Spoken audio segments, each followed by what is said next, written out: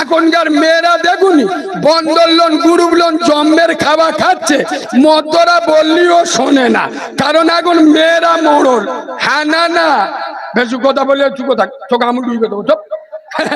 হ্যাঁ না না, আর পঞ্চায়েতে গেলি প্রধান মেয়ে ধরলি ধুলো করতে হবে, কোথায় যাবে? এই বাবু খোদার কসম নবীর মেম্বারে বসে, এই বাবু খোদার কসম নবীর মেম্বারে বসে বলছি, মস্তানি করছো, দাদাগিরি দিচ্ছ, দাও। ছকিনা ভাবি এত হারাম মাল খেয়েছে, এত বন্ধন লোন গ্রুপ লোন খেয়েছে, 26 বছর বয়সে কুমড়োর মতো ফুলে গেছে। ডাক্তার বলেছে মিষ্টি খাওয়া যাবেনি, গোস্ত খাওয়া যাবেনি, আলু খাওয়া যাবেনি, মানে 40-এ বেদ আল্লাহ ভিতরে ঢুকে দেয়। বুঝতে পারলি? অত হারাম খেলি কি হবে? আব্বা একটা কথা বলবো, রাগ করবেন না, সবাই না রাগ করলি বলবো, বলবো? আচ্ছা বলুন তো আব্বা, কেউ যদি ওই গু বিসমিল্লাহ বলে খায়,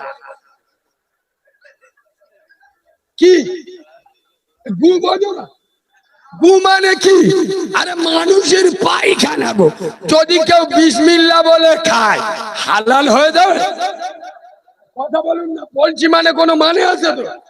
কি মনে করছেন বাঁদরামি করতে এসছি? 6 বছর বয়স থেকে আল্লাহ এই চেয়ারে বসায়, হাতে চুড়ি পরে ঘুরি না, টাইটান ঘড়ি পরে ঘুরি।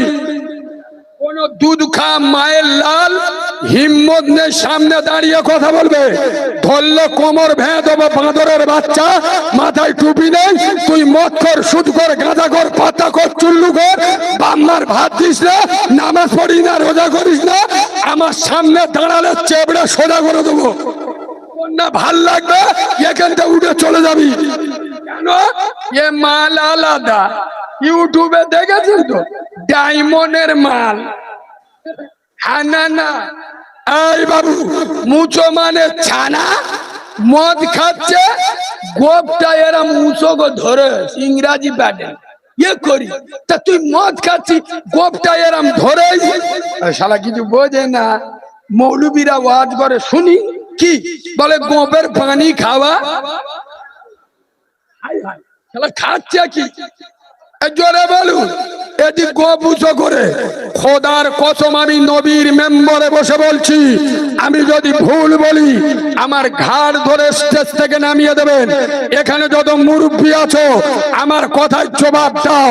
আমি নবীর মেম্বারে বসে বলছি, 5 ওয়াক্ত নামাজ পড়ে ওর বাড়িতে বন্ধন লোন গ্রুপ লোন চলে, প্রমাণ না দিতে পারলে আমি নবীর মেম্বারে কোনোদিন উঠবো না।